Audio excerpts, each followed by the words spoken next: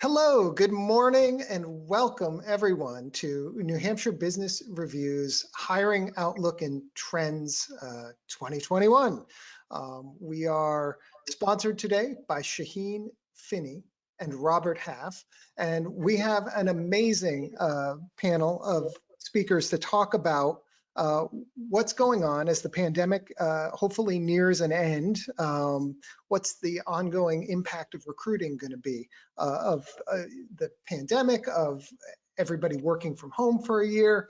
I think remote work is going to be a big part of our conversation today. And what's the state of the talent pool across multiple sectors? And what should New Hampshire companies be doing to situate themselves strongly for both retaining staff and securing new staff? To introduce our panelists, today we have Brian Bouchard from Shaheen and Finney, one of our sponsors, thank you. Saeed Eastman, from the CEO of JobsInNH.com. Barry Roy, Regional President for Professional Staffing Services at Robert Half, another sponsor, thank you. And Brian Gottlob, Director of New Hampshire Economic and Labor Market Information Bureau and Poll Econ Research. Welcome to all of you. Thanks for joining. Pleasure to be here. Thank you. Thank you. So how we're going to start out is we're going to start with each of you this is the speed round, and each of you is just going to give us your top level outlook for what's happening from your perspective. And I think it's great that we have these four really interesting and relevant perspectives that all are going to be coming from a little bit different direction. So maybe we could start with Brian Bouchard. Okay, thank you for having me, Ernesto. So the speed round of dating here. I like hikes in the mountain and swims in the lake. No, my name is Brian Bouchard. I'm an attorney at Shaheen Finney Bass & Green in Manchester and now Portsmouth as well. And my practice area focuses on labor and employment.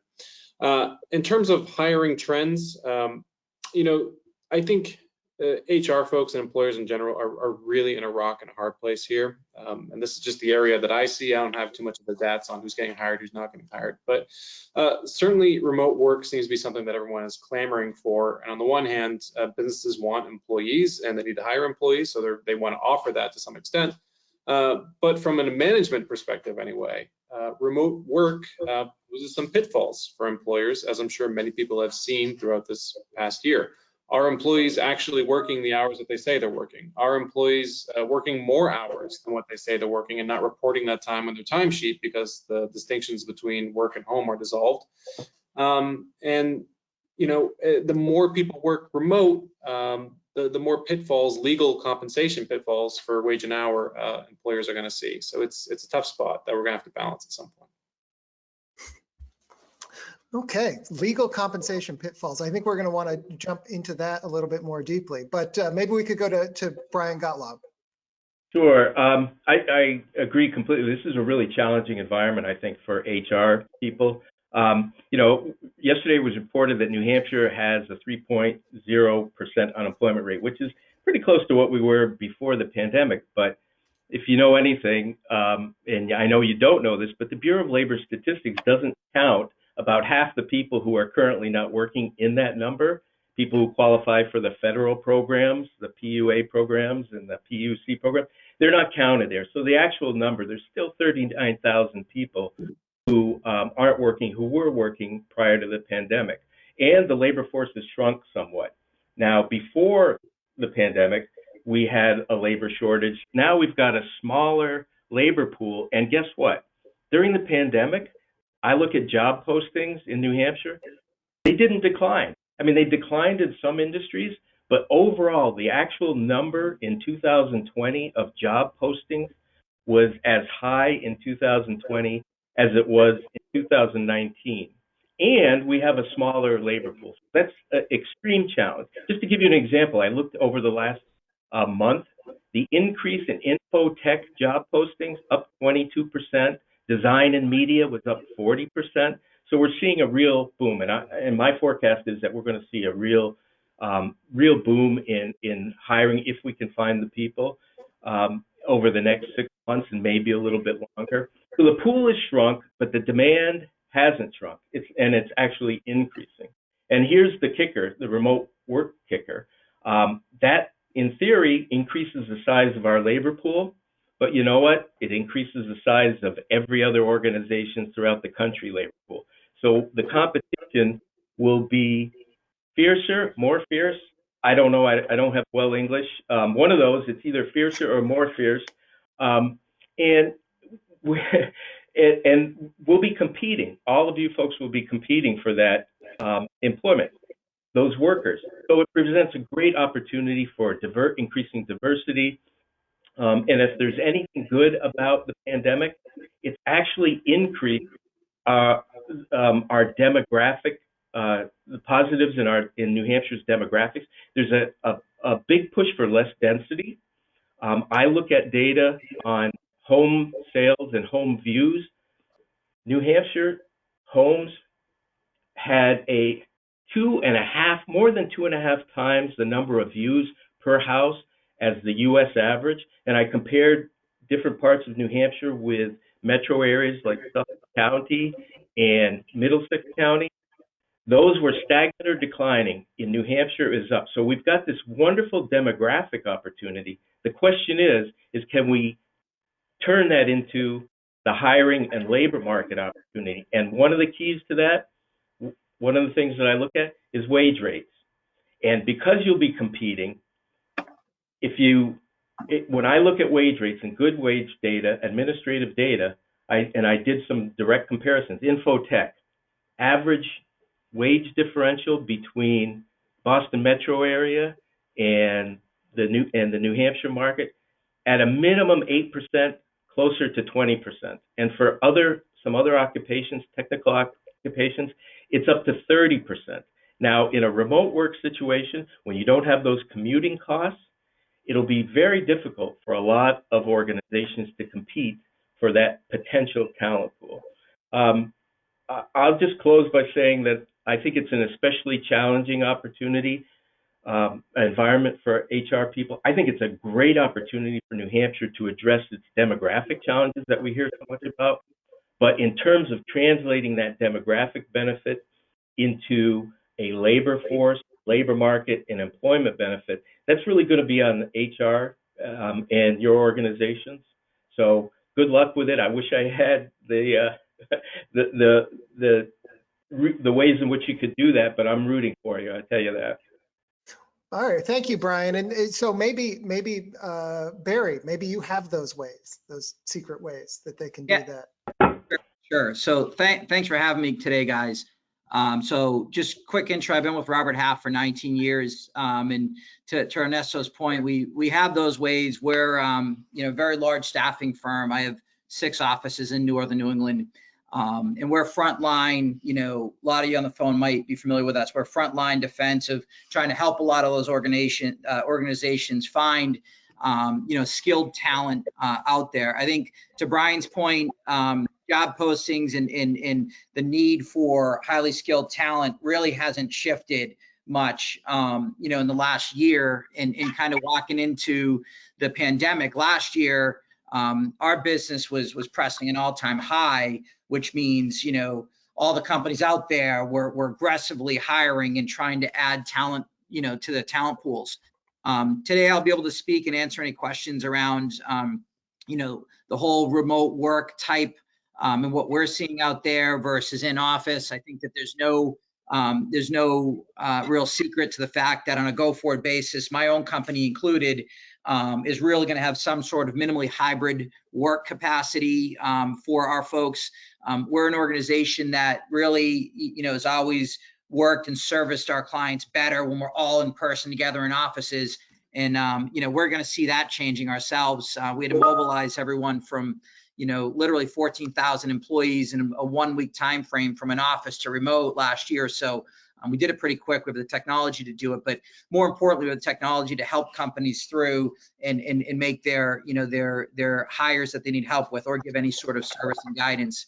I think that, with the remote work, and the hybrid work model moving forward, I think there's a lot of small benefits that some companies can do to really, put themselves at the top of the list for folks when they're looking for new opportunities, because to Brian's point, it's got to be competitive. It is competitive to find good talent out there, specifically in the technology sector, accounting and finance sector, the legal sector as well. So I'd say just make sure we're offering additional perks out there where we can. And in some cases, the wish lists of what we need to see in some of the talent folks that we're finding, some cases might not even exist, period. So I would say, if you want to make sure you're finding the best people, be flexible on the wish list of what you try to onboard from a skill set and a day-to-day standpoint, as well as, to Brian's point, the salaries. Those are definitely increasing. Just like the housing market is here in New Hampshire, everything's going up, it's costing more, and it's costing more to onboard and find the right talent for organizations right now. So look forward to a great hour with everyone and answering any questions I can. Great, thank you, Barry. Saeed, what's Jobs in NH seeing? Well, so first of all, thank you very much for having me, and thank you to the sponsors. As you'd mentioned, Ernesto, Saeed Eastman, I'm the CEO of Jobs in NH, but I'm also the CEO of jobsintheus.com, which is an overarching brand for a network of over 50 domains around the country, each one for each state, but also we have roughly 450 other domains that are not branded that drive traffic to our sites. In thinking about the last year, and I think we just had an anniversary last month about from the beginning of the pandemic to when we all went remote, and thinking about the trends in hiring and the challenges that businesses are facing. First and foremost, I think there's this idea of remote work and what does it mean, and also flexibility of schedules for people. And in addition to that piece, I think what's really critical is what does remote work look like, and how will remote work impact, employers in all the states that in New Hampshire. Is it good that remote work is a part of the recruitment process, or is it bad for potential job seekers? Because now a job that would normally be filled by somebody in New Hampshire potentially might be filled by somebody in Maine or Vermont. And those are challenges that HR people have to impact. I think a big thing for employers right now, for businesses, is there's a big demand for labor, but there's a lack of engagement among job seekers. Job seekers have right now at this point, they're still very hesitant to jump back into the workforce for a variety of different reasons. And I think businesses have to figure out a way to egg these individuals on, to get them to come out from from their homes, from wherever they're residing at the moment, and get them to come back and look at new opportunities. And the only way to do that for businesses at this point is to really have a terrific employer brand and have a terrific employment culture that attracts candidates, something that draws people and want them to come in. The other thing that I think is really important for businesses from a trend perspective is, what does your hiring process look like? And I think businesses are starting to evaluate both the legal implications, and Brian can address this. That's Brian Bouchard. He might be able to address the legal implication of hiring and what does that mean, but also the speed with which you can get somebody on board, or at a minimum get their information on board. I think sometimes businesses have a tendency to use their job descriptions, use their apply process as a screening, which in turn makes job seekers feel like they're going through hurdles, or puppies in a circus, you know what I mean, jumping through hoops. The reality is there's some idea of simplicity, and I always think that technology is a big solution in that space, and we at Jobs in NH and Jobs in the US are working really hard to deliver technology for employers to help facilitate the apply process and make it easy for job seekers to apply, whether on mobile or whether at a desktop. The other thing that's really interesting about our industry as a whole, from a hiring trend perspective, is the new emphasis and reliance on data to effectively hire great people. The challenge there really is,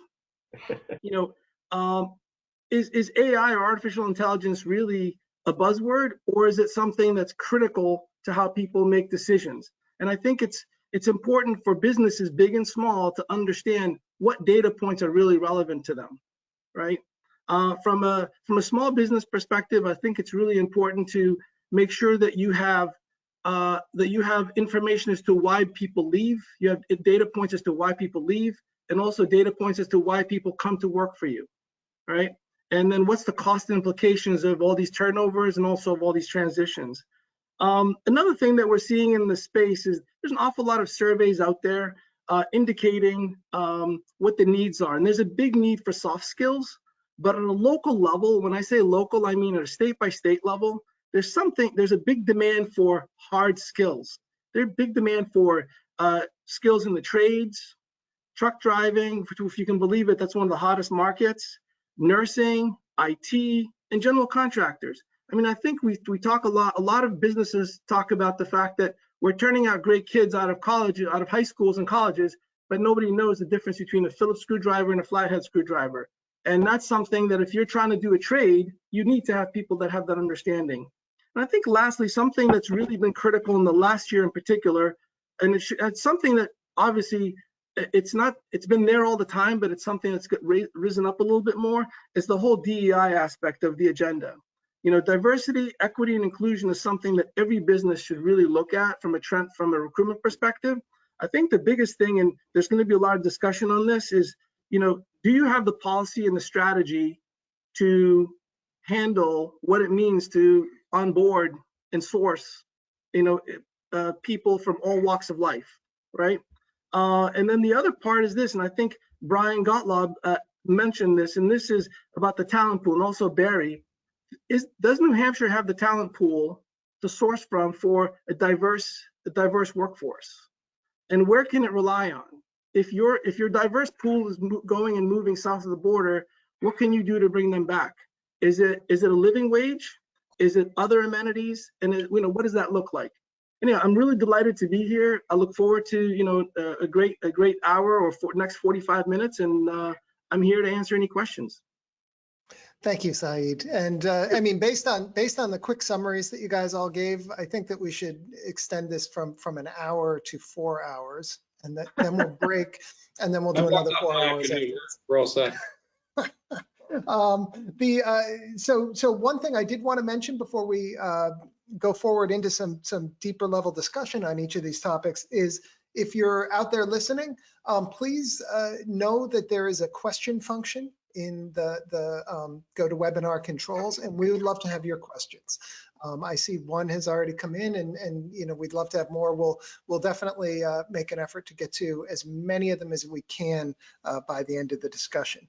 But let's start out with Saeed, one of the last things that you mentioned, and I think everybody brought it up, which is the talent pool in New Hampshire right now. And, you know, maybe we can back up to sort of a high level data-driven assessment of that with Brian Gottlob, and just, you know, what does the talent pool look like relative to what it was? And you had mentioned, Brian, when you were giving your overview, that the talent pool has shrunk, or the labor pool has shrunk, while the overall demand for talent has gone up. What's caused that shrinkage, even as more and more people seem to be moving into the state?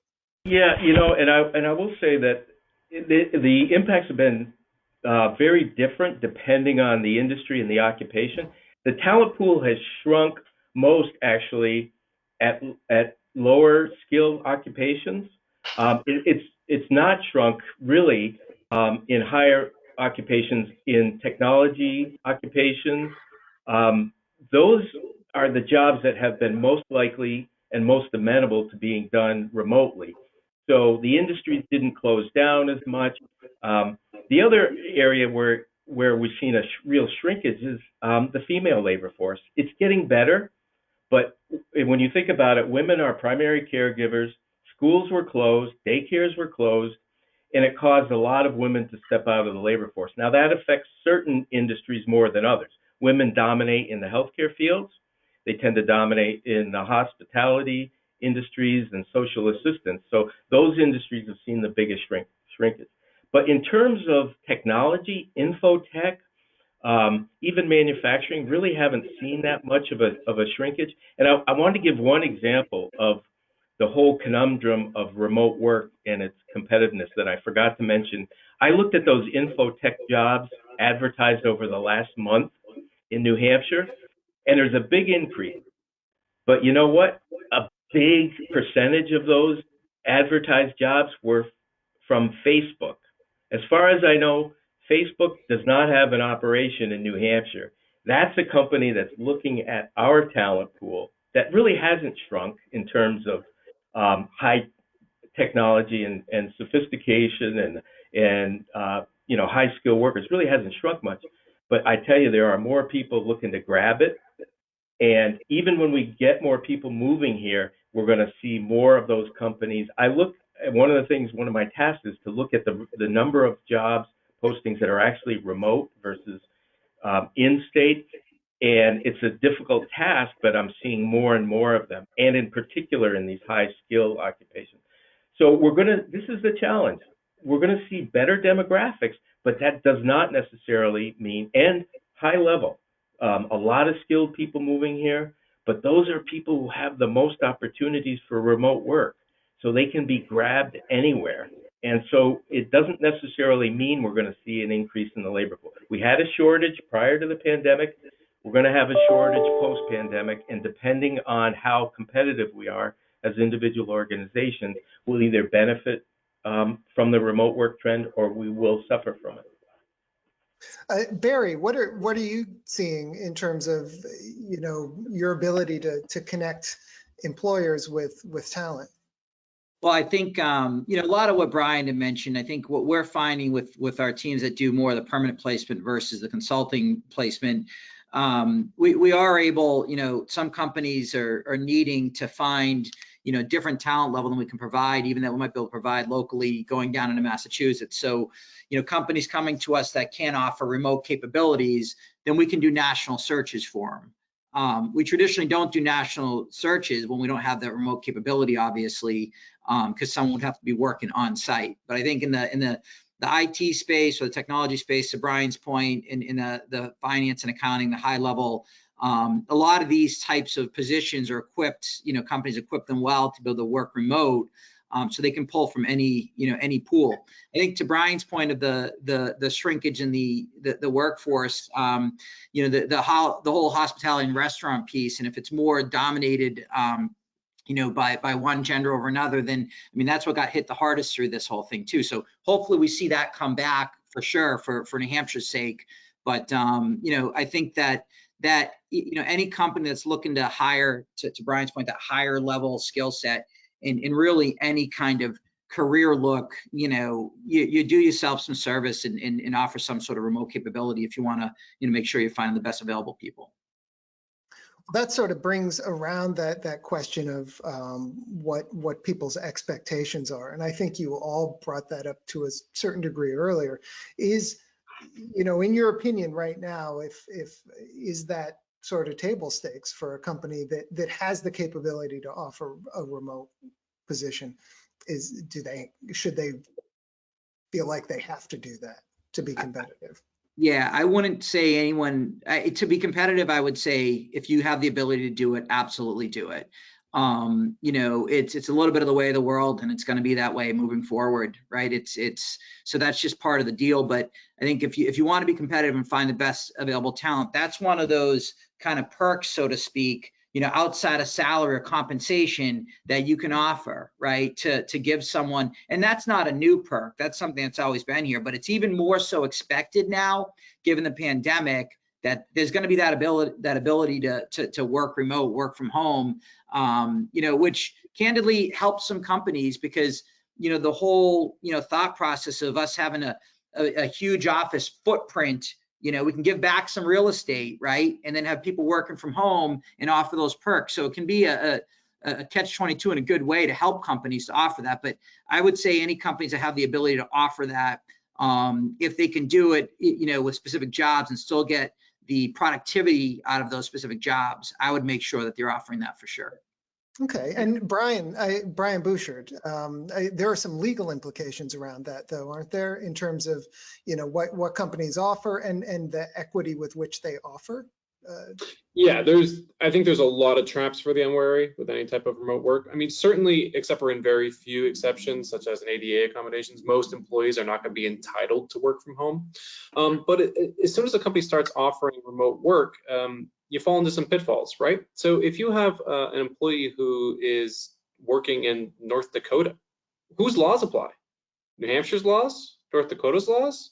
If you're an HR professional in New Hampshire and you're finally up to speed on all of New Hampshire's laws, how facile are you with Illinois state laws?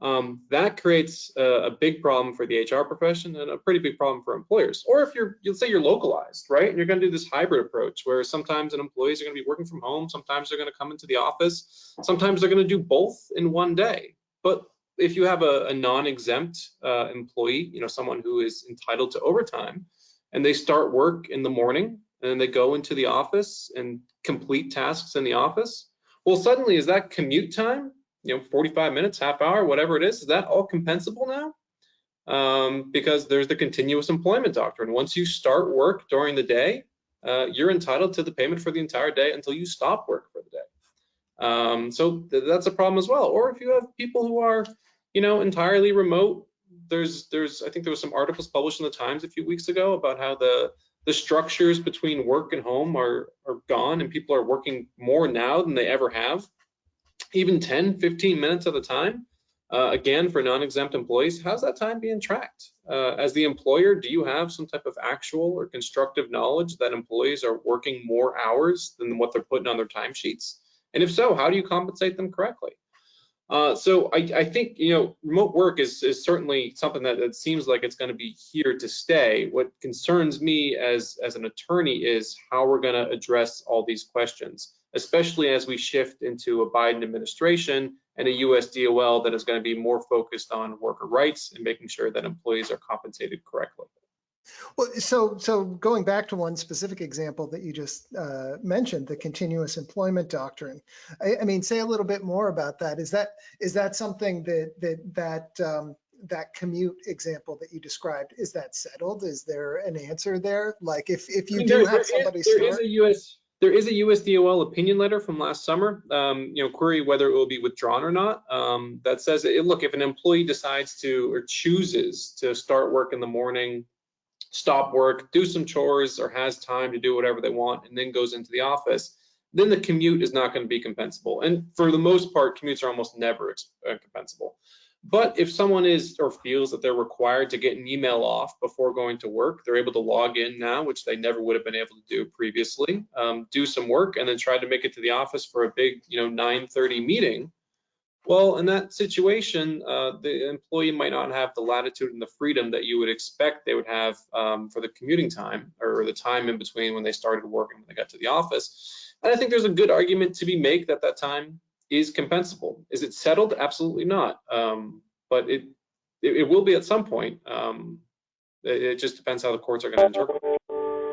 Saeed, are these some things that are cropping up in the discussions you're having with employers or in the listings that you guys are seeing coming through? I mean, I think what's interesting is the idea of what does remote work look like and defining it has been critical to the conversations we're having with employers and saying, look, you have to basically make it clear as to what you mean by remote work in the job description, so that people understand and have solid expectations. It's interesting because I've read the same articles from the Times about when overworked. There's no definition between start and stop because everybody's working from home. But at the same time, I think this pandemic, has done something that I think has been really interesting for small businesses. Those who never thought about having a remote workforce have now basically made the entire country as a potential source for candidates. And that's something that people don't think about. Because from a business perspective, as a business owner, you want tremendous amount of oversight. Well, when you get a flavor for what it's like to have a remote workforce and you realize that you have not lost that much productivity or haven't lost any productivity at all, does that mean that I have to hire everybody in New Hampshire, or can I hire somebody in Maine? Can I hire somebody in Vermont? Can I hire somebody in the Midwest where the minimum wage is a lot less, right? And I'm paying, I can pay New Hampshire wage for somebody in the Midwest, and maybe there's something different.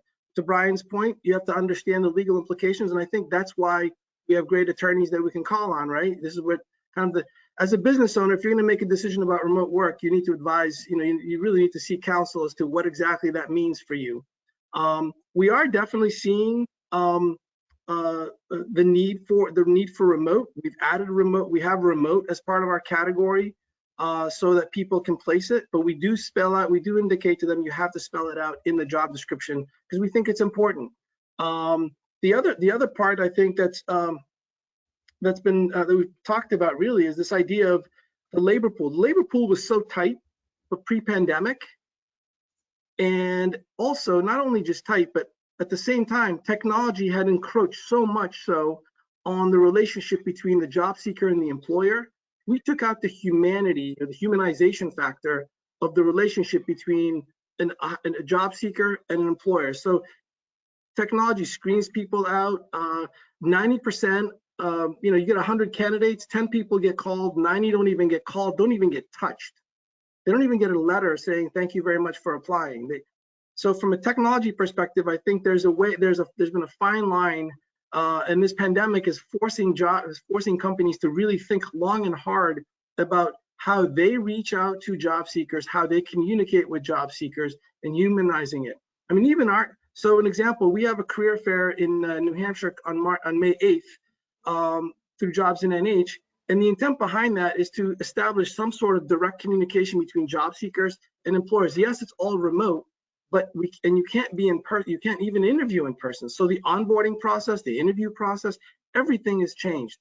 But at the same time, I truly believe that there's some goodness that comes out of all of this, which is as a business stakeholder and a business owner, if you're running a business, look long and hard at the positions you have, and you potentially have opened up a bigger market for where you can source people from.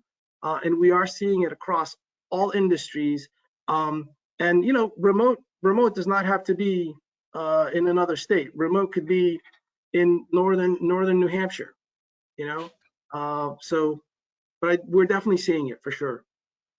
Is one of the things that you just mentioned, from a technology perspective, you just added remote as a category that somebody might choose in a dropdown, and it makes me think of the interface that somebody might be looking at if they're either posting a job or looking for a job, and they're sort of checking different buttons. And it reminds me of something that we all talked about in our preparation call, which I think everybody was in general agreement on, which was given the way the labor force is right now, and maybe even beyond that, maybe this was always true, that people shouldn't be looking to check every single box when they're talking about a specific position. And Barry, I think you were pretty passionate about that when we talked about it.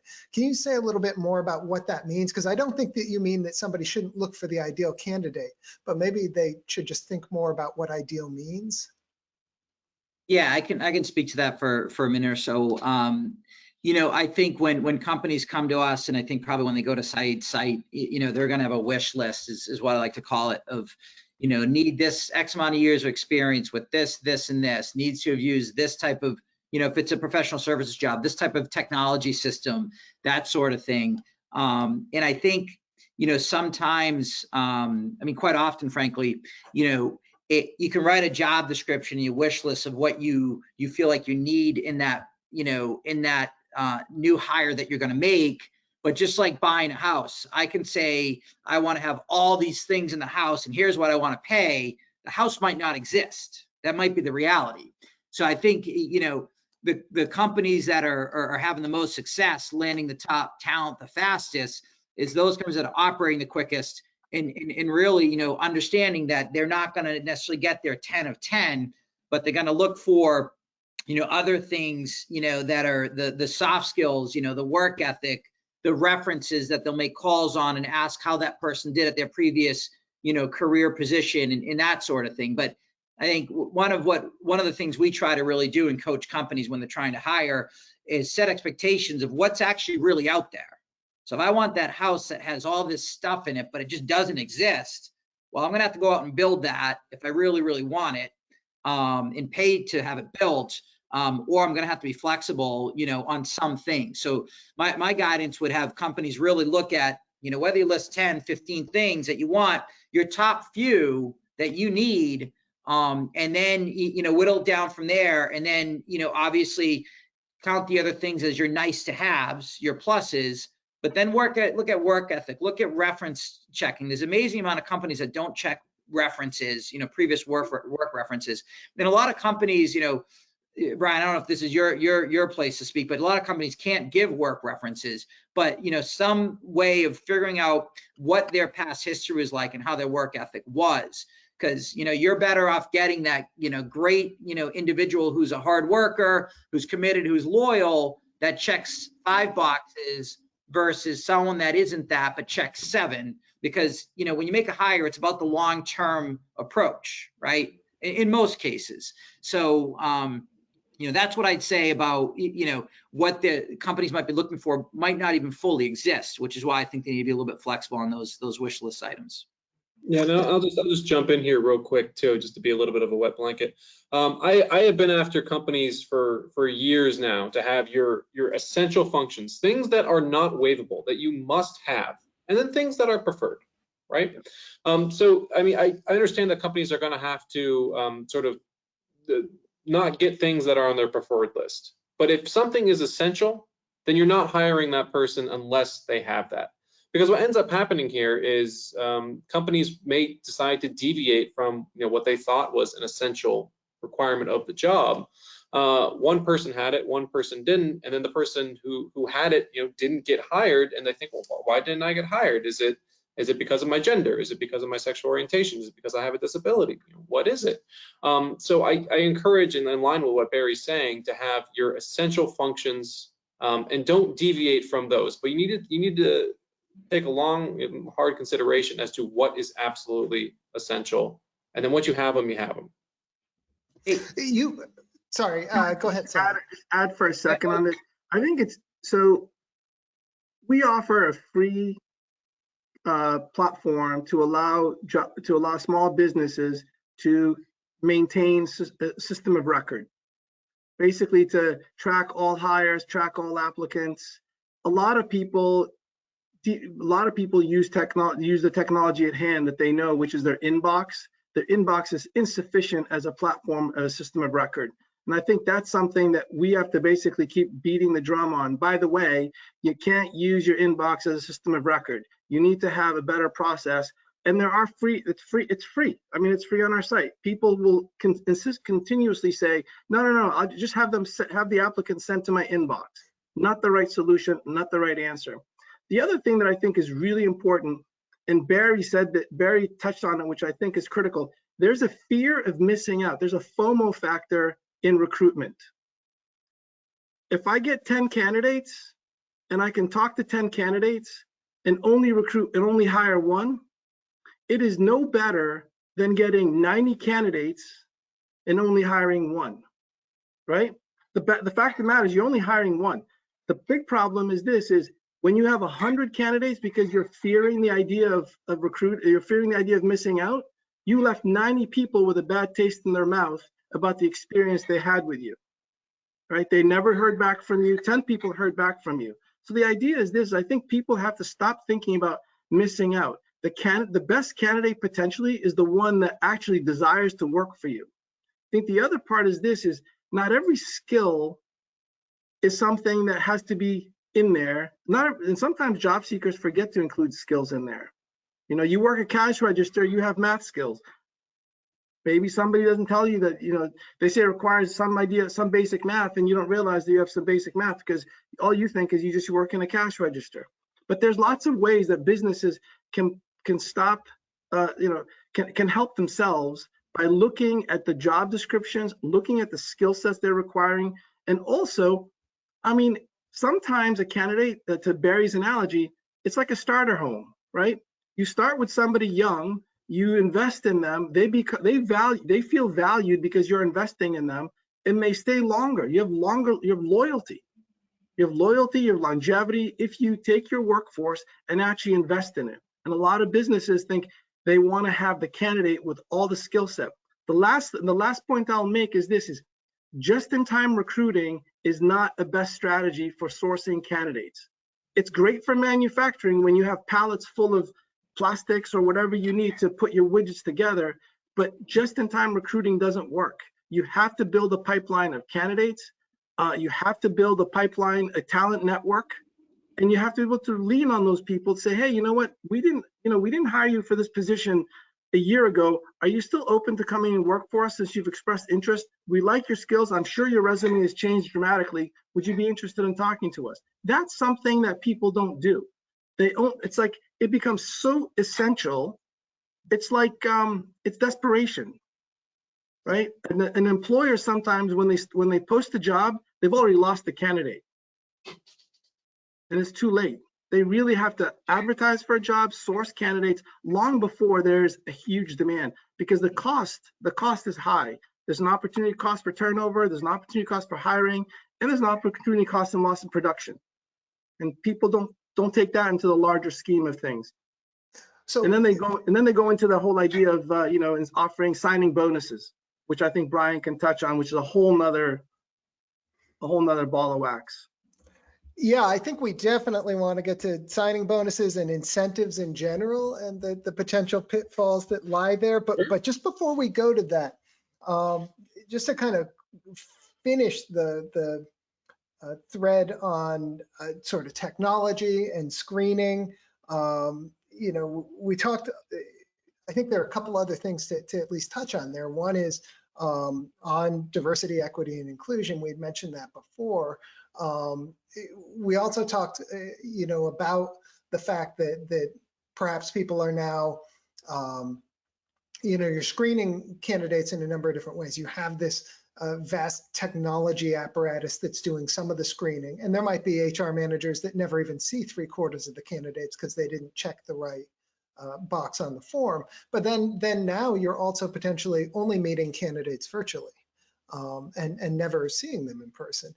And it seems to me like there are implications across the board there, both from a diversity, equity, and inclusion, just from a general practical level, and also, and Brian Bouchard, you had mentioned this, also the affirmative action obligations that employers have. And so maybe Brian, if you want to kick it off, but I think everybody might be able to weigh in on this one as well. Happy to. So just to clarify, not every employer has actual affirmative action obligations imposed by an executive order from the 70s. It really only applies if you have 50 or more employees, you have government contracts or subcontracts, you're supplying goods or services to the federal government, and you have at least one contract over $50,000. Then you have to create a formal affirmative action plan that has to get reviewed by the Office of Federal Contract Compliance Programs and all that. Those situations happen, but there's only a few companies in New Hampshire, I think, who meet those standards. A DEI program is entirely voluntary, and let me start by saying I think they're wonderful. What concerns me is when employers create a DEI program because it's trending or because they think it's the right thing to do. It is, but they just do it with half measures, okay? If you're a company that's going to create a DEI program, what I would want to see as an attorney is I'd want to see a committee, a budget, a committee charter. The fact that you've hired a consultant, a game plan to increase the diversity and equity in the workplace. I'd like to see training. What I don't want to see is any type of half measured, yeah, we have a committee, but the committee doesn't really have any authority. The committee's not really doing anything.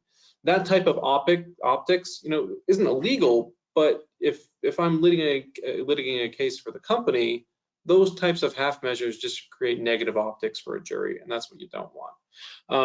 I've always preached from the hiring perspective that hiring should mostly be blind, meaning that the decision makers should not know, upfront anything about the employees from the pool that's being culled of potential employees. I think that's changing more as companies actually have DEI programs and are focused on expanding their diversity, which is a good thing. So it's a little bit of a balance between having a screening process and then having a DEI program where you're actually going to be focusing on targeting certain demographics. Yeah, Brian Gottlob, do you sort of see any broader trends in that in terms of how it's playing out widely across the state? I don't see a trend. If there's a trend we see in the labor force, there's some uptick in diversity in our labor force, but the bottom line is if we wait for that to happen, it's going to be decades before New Hampshire becomes the kind of state with the kind of diversity that makes us what you would call, would make it relatively easy for a workplace in New Hampshire to become diverse. Now, that's where, and inclusive, and that's where remote work comes into play. It offers that opportunity for New Hampshire to capture some of that diversity and inclusion.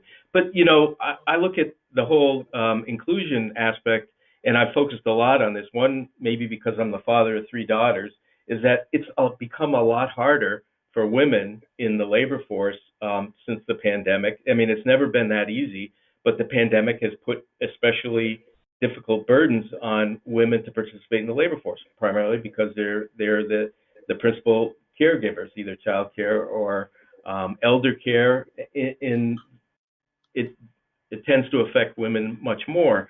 And I think, when I look at New Hampshire and how its labor force has upskilled over the last couple of decades, a big part of that has been because women have participated more in the labor force, and particularly skilled, well-educated women with, post-secondary degrees.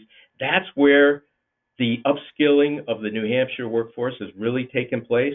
So unless we think of inclusion and diversity from a gender perspective, as well as we often think of it typically from a racial or ethnic perspective, which clearly is important. We've got kind of this, this is probably a bad phrase, but a low-hanging fruit. We've got a large population of women who right now are not in the labor force, who many of them are highly skilled and educated.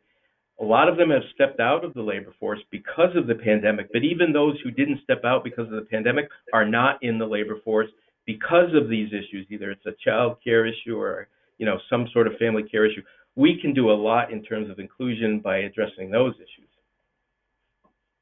Excellent. So I'm noticing the time and realizing, wow, we really could have gone on for 4 hours. But given that we actually can't, I want to jump to signing bonuses and perks. And maybe we can just kind of go across the board and get each of your takes on where we stand with that right now. What are the expectations and what are the potential risks? Brian, maybe just start with the legal implications of that. Yeah, the signing bonuses, referral bonuses, I think they're all great things. They're a good recruitment tool. You just have to be careful on how you use them. Specifically with non-exempt employees, and even if you pay somebody a salary, they can be entitled to overtime. I don't know who created the myth otherwise, but I'm going to find them. The thing about referral bonuses, for instance, is you could pay a referral bonus, and if you don't do it right, it could become part of what's called the employee's regular rate of pay, which is what overtime is based off of. So let's say you have an employee who works 50 hours one week and they get a $2,000 signing bonus, and just the nuts and bolts of it weren't done correctly, right? Well, in that situation, by giving a $2,000 referral bonus because they successfully recruited somebody, and if they work 50 hours that week, their overtime rate is going to spike from, assuming they make $30 an hour, to from $45 an hour as an overtime rate to about $105 an hour as an overtime rate, all because the nuts and bolts weren't right. So the employee it's pretty good for that person. They're getting a $2,000 bonus plus an extra $700 in overtime. I think they're great tools, but the FLSA and wage law can be a little unforgiving. It's certainly arcane. So you just got to make sure you do everything right with respect to them. Saeed, what are you seeing on that incentives? It's interesting for me because obviously from a business perspective, my desire and my thoughts on what people should be spending their money on is around helping their brand improve across the board, right? So realistically, if you're trying to hire 20 people and you're paying each one of them, $5,000 signing bonus, that's $100K. Can you do something different to try to make it so that you're an employer of choice with that $100K? Can you become a better employer from a branding perspective with that money? At the same time, I believe that there is room for incentivizing employees to work for you and incentive. You know, I always say if you're going to incentivize people, start with the ones you have inside. Figure out a way to come up with a bonus incentive program that helps you retain your workforce. And then by default, by treating those people well, they will attract other people to your organization. That's something that is really critical. And a lot of people miss out on that. That when the incentive bonuses that we see out there in the market right now, a lot of them are signing bonus, stay for 90 days. And, you know, between you and me, a lot of people can play it. It can be played very easily. I can stay long enough to receive the bonus compensation and then move on to something else. But the reality of it is this: I believe that employers should really focus on what makes them an employer of choice wherever they do business.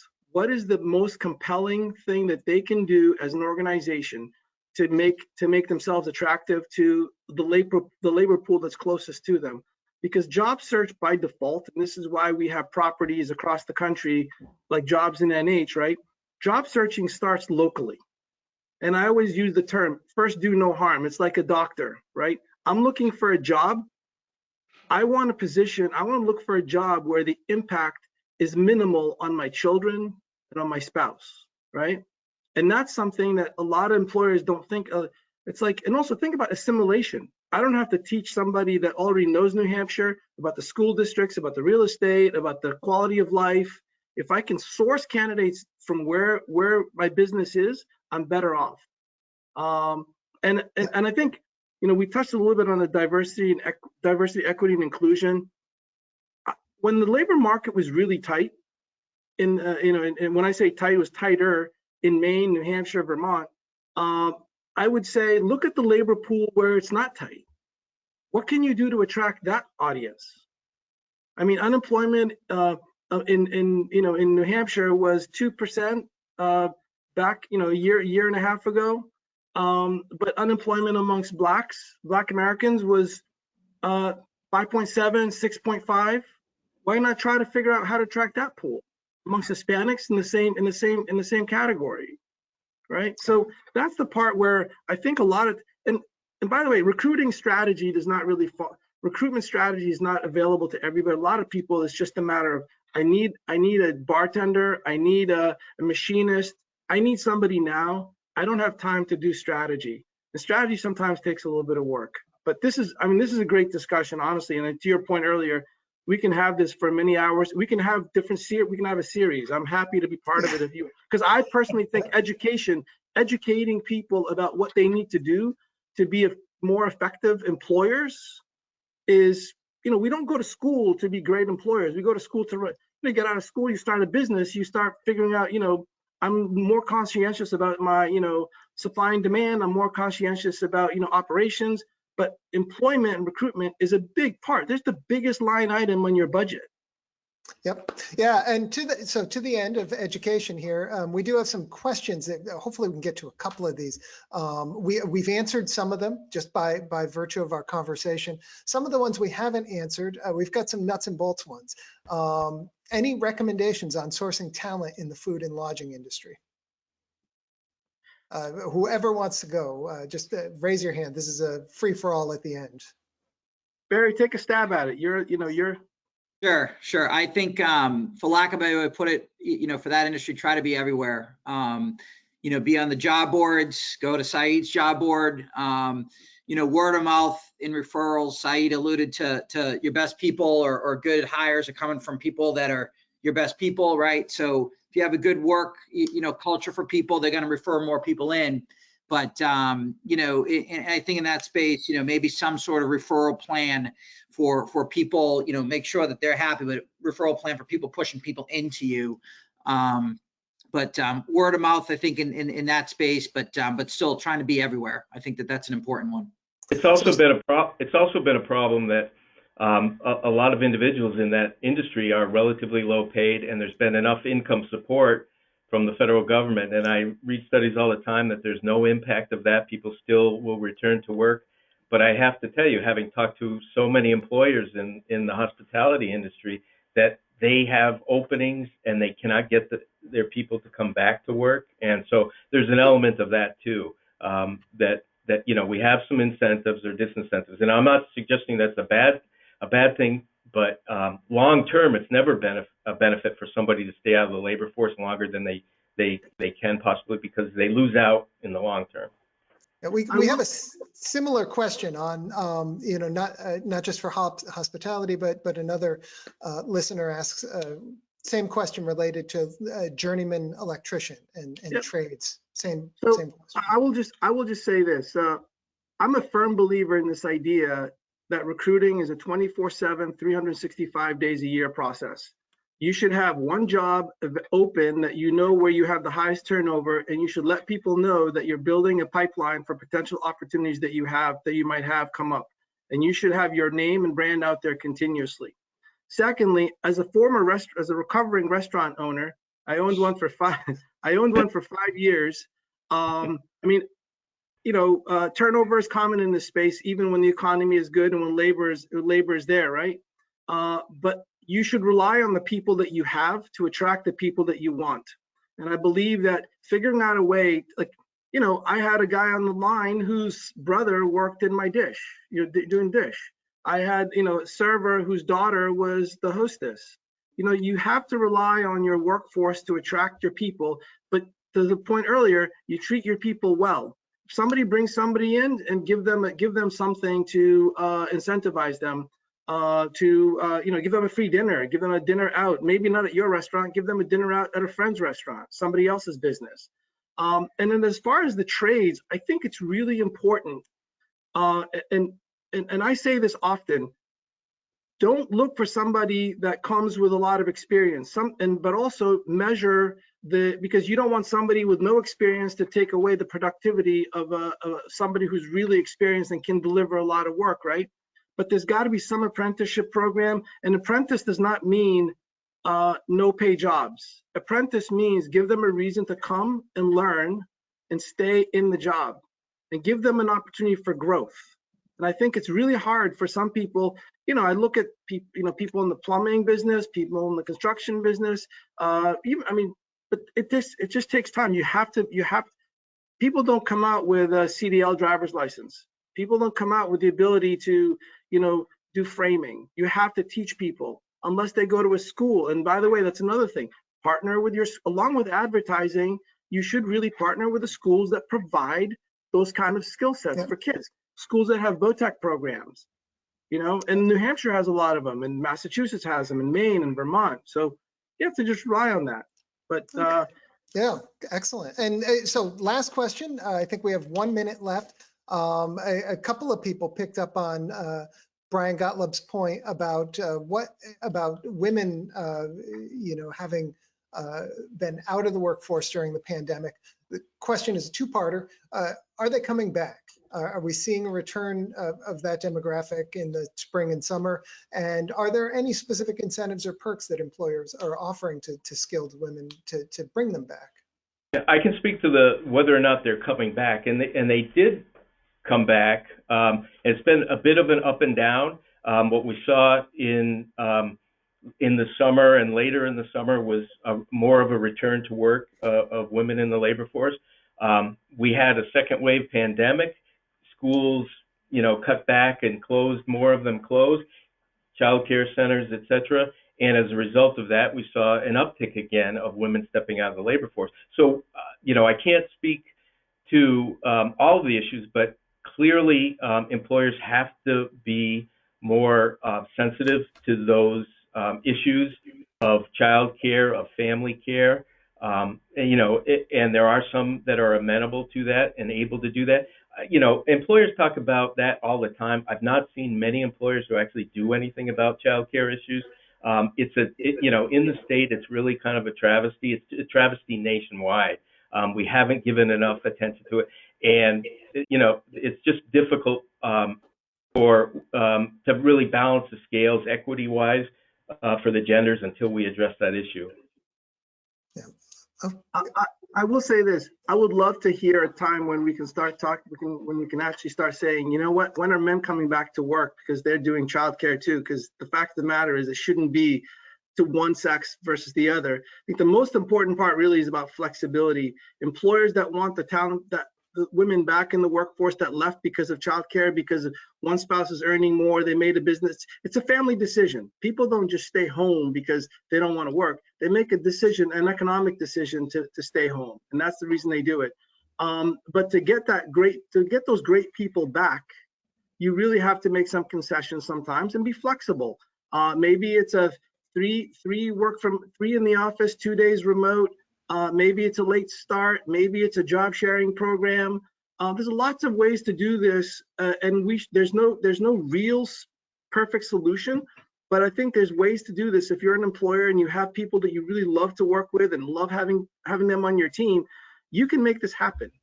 It's not impossible. I mean, business people are creative by nature, and so we can solve this problem in our own businesses by thinking through the problem. Awesome. And I think on that note, that's a great note to end on. We are just a couple minutes past the top of the hour. And I know this has been very valuable for me to hear what you guys had to say and to bring that back to our company. And so I'm confident that the listeners felt the same way. So really appreciate all of you guys. Thank you. Thanks for hosting. This was fun. Thank you. And thank you to the sponsors as well. Appreciate it. And then, yes, our sponsors today were Shaheen Finney and Robert Half. Thank you definitely to them for making that possible, for making this possible. And of course, thank you to the audience. We couldn't do it without you, and we appreciated the great questions that you sent in. If you want to hear more, let us know. I feel like there's another conversation or two here that we could have at some point later this spring. So on that note, again, thank you, everyone. Have a great rest of the day. Thank you. Thank you. Thank you. Bye-bye.